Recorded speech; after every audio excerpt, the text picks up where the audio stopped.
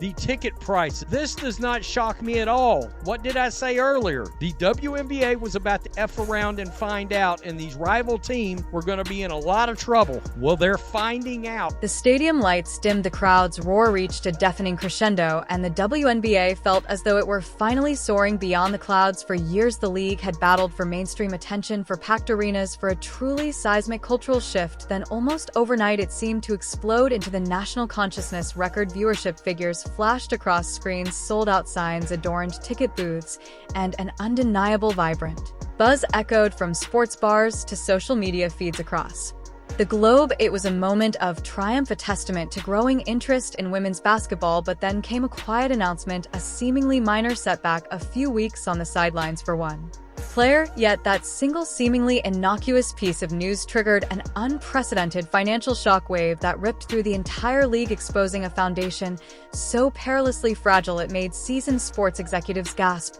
Was the WNBA's recent explosive rise a testament to widespread sustainable growth, or was it merely an illusion, a magnificent edifice built upon the singular magnetic talent of one undeniable superstar? The answer revealed in a sudden brutal collapse of market demand might just dictate the league's very survival, forcing an uncomfortable reckoning with a reality few dared to acknowledge. The Caitlin Clark effect has been a net positive for the WNBA and all of its teams. But the star guard expected to miss a minimum of 2 weeks. The league will see the flip side of her impact, and there are already initial data points. This is front office sports, no conspiracies, no BS from them. Statistical data. Before the whispers of her absence began, the WNBA was riding an almost unbelievable wave of momentum. Every single Indiana Fever game had transformed into a white-hot ticket, a coveted commodity that fans eagerly snapped up, often paying prices upwards of $80 for entry, with prime seats commanding far more. The hype was a palpable, almost electric force, igniting a frenzy that led rival teams and savvy venue operators to embark on massive high-stakes gambles. Consider the audacious move by the Chicago Sky, for instance. They made a bold, unprecedented decision to shift their highly anticipated matchup against the Fever from their usual 2,400-seat home at Winrust Arena to the sprawling, cavernous 21,000-seat United Center, an arena typically reserved for NBA giants and global music icons. This wasn't a minor logistical adjustment.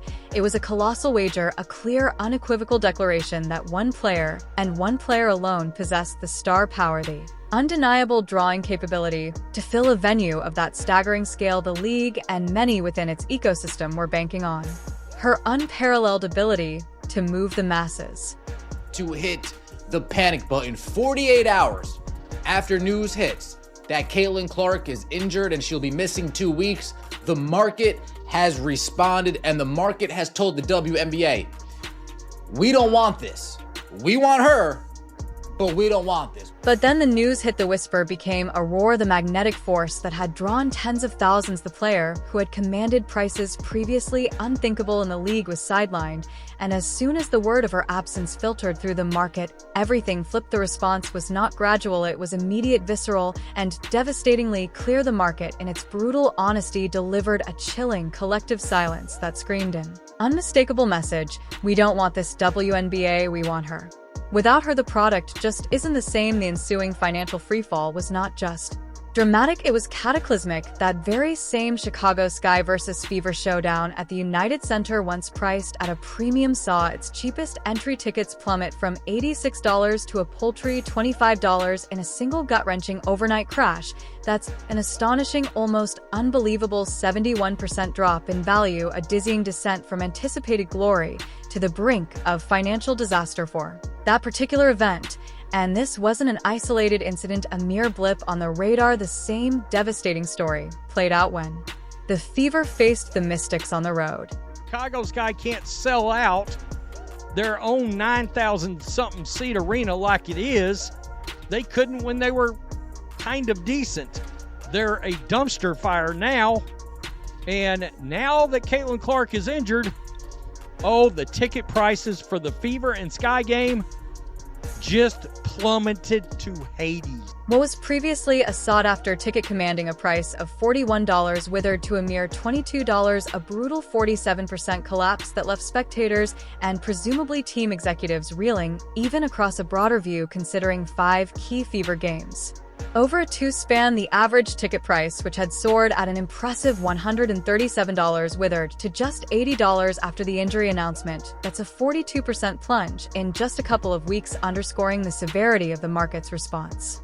They stink now. Yeah, it's about me too. No, it's not, and this is proof. These weren't minor fluctuations, not slight dips in consumer interest. They were thunderous, undeniable declarations from the fans. No Clark, no sale. The demand for tickets was directly and inexorably tied to her physical presence on the court. When she wasn't there, the entire energy seemed to drain from the building, a palpable sensation of air going out of the room, even before tip off, leaving a chilling void where excitement once vibrated. The palpable shift underscored a stark, unsettling truth: the league's much-celebrated explosion in popularity, the widespread enthusiasm that had been broadcast as a sign of broad, sustained growth, was in reality dangerously and precariously concentrated around one singular, irreplaceable talent.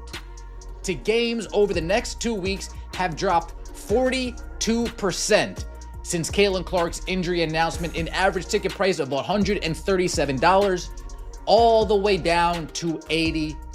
This wasn't simply the unfortunate inconvenience of a star player being sidelined. It was a brutal, unforgiving expose of the WNBA's deeply rooted systemic vulnerabilities. The numbers, cold and utterly unforgiving, provided irrefutable statistical validation for what many had long suspected, and what some had perhaps whispered behind closed doors. Caitlin Clark wasn't just a player, she was the singular, undeniable force driving the entire WNBA enterprise. The bus, it seemed, was entirely reliant on her for propulsion, with everyone else merely along for the ride, hoping to bask in her reflected light. The league's recent surge in popularity, those captivating packed arenas, the social media wildfire that had swept across platforms, and the spiking ticket prices, all of it had been loudly proclaimed as the dawn of a new era, a sign of widespread sustainable appeal. Instead, this moment revealed a harsh, inconvenient truth: just how much of that hard-won momentum hinged on one extraordinary individual. The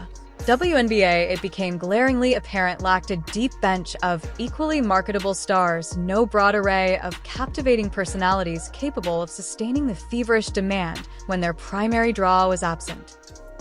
People are selling their tickets, definitely can't get face value, so what do? They just continue to lower and lower and lower and lower and lower the price. This isn't all resellers, folks. Hate to break it to you. A majority of these are everyday normal people. A majority of these are everyday normal people who watch Caitlin Clark in Iowa, watch her in her first year in Indiana, said, man, I want to watch that. I want to go to those games. I want to experience that. They won't be able to experience it. Time to see. This forced a brutal reality check, one that was impossible to ignore. If her short absence could trigger such a devastating widespread collapse in demand, what did that say about the fundamental strength of the league's very foundation? It raised profound, unsettling questions about its long-term viability and its capacity to withstand the inevitable challenges that arise in professional sports. The problem wasn't just about individual games, it was about the league's entire economic ecosystem. Even the league's marquee matchups, the highly anticipated rivalries that had been positioned as symbols of growth and burgeoning popularity. Think of the Chicago Sky versus Indiana Fever. The very embodiment of the WNBA's new wave of excitement saw their intrinsic value evaporate in her absence. The grand vision of packed houses and electric atmospheres for these showcase events dissolved into a haunting image of thousands of empty seats, a stark reminder of a gamble that had gone terribly wrong. The league's gamble on Clark's singular drawing power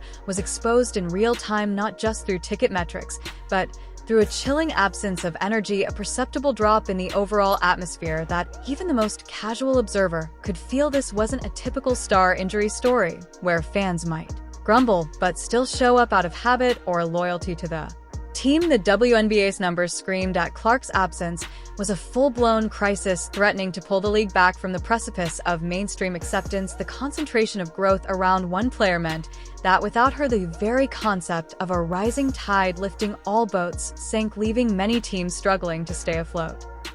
I mean, it's more statistical proof data to confirm exactly what we've been saying, that Caitlin Clark is driving this whole ship, this whole bus. She's driving it. Everybody else, get in the back. Get in the back. With Caitlin Clark suddenly sidelined, an intense, sometimes unforgiving spotlight swung with jarring speed directly onto Angel Reese. For many, she was the obvious choice to step up to shoulder the load of public interest. Reese, after all, possessed undeniable charisma, a unique trend-setting style, and a powerful off-court brand that resonated deeply with a specific segment of fans. She was in many ways omnipresent, in the media always in the conversation, never one to shy away from highlighting her impact. She had even famously claimed that fans tuned in specifically for her, a bold statement that underscored her perceived status as a standalone draw. The league, desperate for another face to carry the surge of public interest, watched intently, holding its breath to see if her immense personal brand and undeniable celebrity could truly translate into the kind of widespread ticket sales and media attention Clark had generated. The marquee matchup in the WNBA, like it or love it, rivalry or not, Chicago Sky, Indiana Fever, Angel Reese, Caitlin Clark, that is the marquee matchup in the WNBA, and those tickets are crashing just as well.